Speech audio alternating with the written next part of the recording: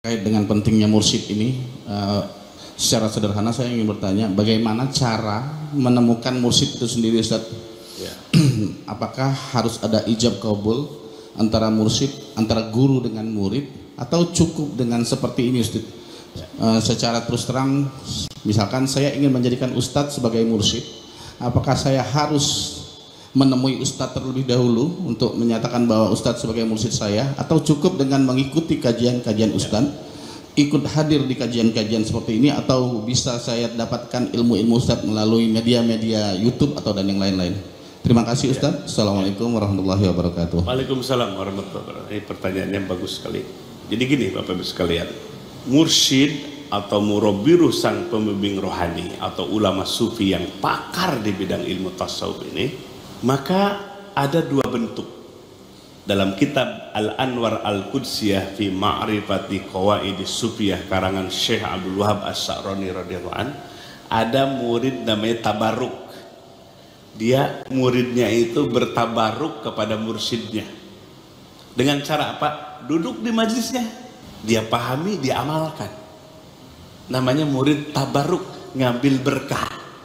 Bapak Ibu sekalian hadir di sini kajian tasawuf, duduk mendengarkan, pahami, ngamalkan, itu sudah jadi murid, tapi murid tabarruk. Ada yang kedua, kelas tinggi, namanya murid suluk. Murid suluk itu di mana murid tersebut datang kepada mursyidnya itu ingin diakui sebagai murid, ada serah terima. Mursyidnya memberikan talqin dzikir, pengajaran tentang zikir. Terus si murid itu meyakini bahwa mursyidnya itu adalah sebagai pewaris Rasulullah SAW, sebagai sang pembimbing rohani. Nah, ijab qabulnya itu dengan talqin zikir dalam kitab Al-Anwar Al-Qudsiyah. Si mursyid mentalkinkan zikir kalimah la ilaha illallah. Ini diajarkan oleh Nabi, yang diriwayatkan oleh Imam Ahmad, diriwayatkan oleh Imam Al-Bazzar. Nabi mentalkinkan zikir. Nah, yang awam tahu talqin zikir itu kalau ada orang mau meninggal, betul gak? Hadisnya laqinu mautakum, orang ini mau sakaratil maut.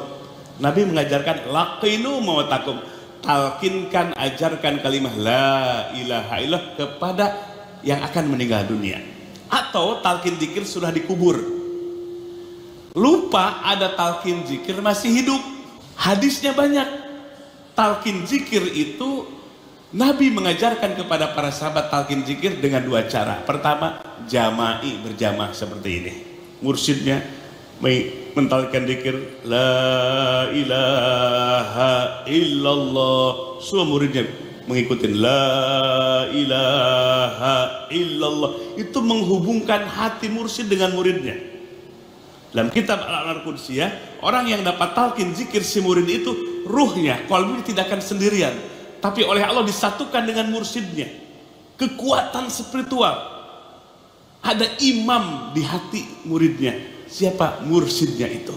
Nah, kemudian yang kedua, puroda, sendiri-sendiri. Hadisnya diriwayatkan oleh Sayyidina Ali, datang kepada Nabi ingin dapat talqin zikir sendirian, maka Nabi mengajarkan talqin zikir la ilaha.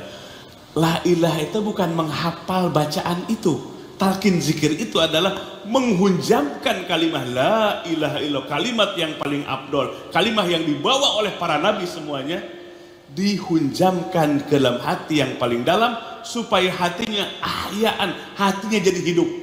Nabi pun ditalkinkan zikir oleh Jibril alaihissalam dalam surah Muhammad ayat ke-19. Fa'lam annahu la ilaha illallah. Ketahuilah wahai Muhammad, la ilaha illallah, tiada Tuhan yang hak diibadahi kecuali Allah. Dihunjamkan ke dalam hati Nabi, maka Nabi mentalkinkan zikir kepada para sahabat. Itulah cara supaya jadi murid suluk. Setelah dapat talqin zikir itu, hati murid tidak sendirian lagi, tapi dibersamakan dengan mursyidnya. Mursyidnya dibersamakan dengan mursyid sebelumnya, mursyid sebelumnya, mursyid sebelumnya, sampai kepada hadrah Nabi Muhammad sallallahu alaihi wasallam. Itulah makna dari ayat ya ayyuhallazina amanu kunu ma'as shadiqin. Perhatikan ayat ini. Hei orang yang beriman, jadilah kalian semua bersama dengan orang-orang yang sodik. Siapa orang sodik itu? Para mursyid, para ulama robbani, dulu para sahabat. Sodikin, orang yang ucapannya, hati dan tindakannya sama, namanya sodikin. Ucapan, hati dan tindakannya sama, disebut sodikin. Dalam kitab Mausu'ah Yusufiyah, bersama dengan orang sodikin dengan dua cara. Ada hissi, secara fisik kita berkumpul seperti tempat ini, atau berjauhan dengan mursyidnya, tapi hatinya merasa bersama dengan mursyidnya.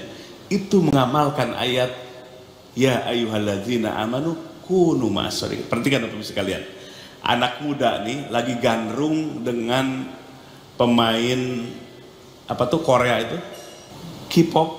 Nah itu kalau hatinya terpaut dengan apa? Terpaut dengan artis-artis Korea, kira-kira di rumahnya banyak gambar apa enggak? Terus nanti pakaiannya ngikutin apa enggak? Ngikutin apa enggak? Cara jalannya ngikutin apa enggak? Ngikutin terus. Kenapa? Ada di hati. Seorang murid jamaah yang punya mursyid pembimbing rohani, dia akan ada di hatinya mursyid itu, sehingga dia akan ngikuti bagaimana guru sholatnya, bagaimana guru berpuasa, bagaimana guru berbicara, bagaimana ketawaduannya, bagaimana akhlak mulianya, akan diikuti terus. Itulah pentingnya makna ya ayyuhalladzina amanu kunu ma'as-shodiqin. Orang yang beriman, hatimu jangan kosong, bersamalah dengan orang yang sodik. Maka Allah yang menyatukan hati dengan mursyidnya, dengan ulama sufinya, sehingga hatinya akan terus terjaga dan terbimbing selalu menuju kepada Allah. Itulah namanya murid suluk. Jadi lebih hebat lagi kalau murid suluk itu.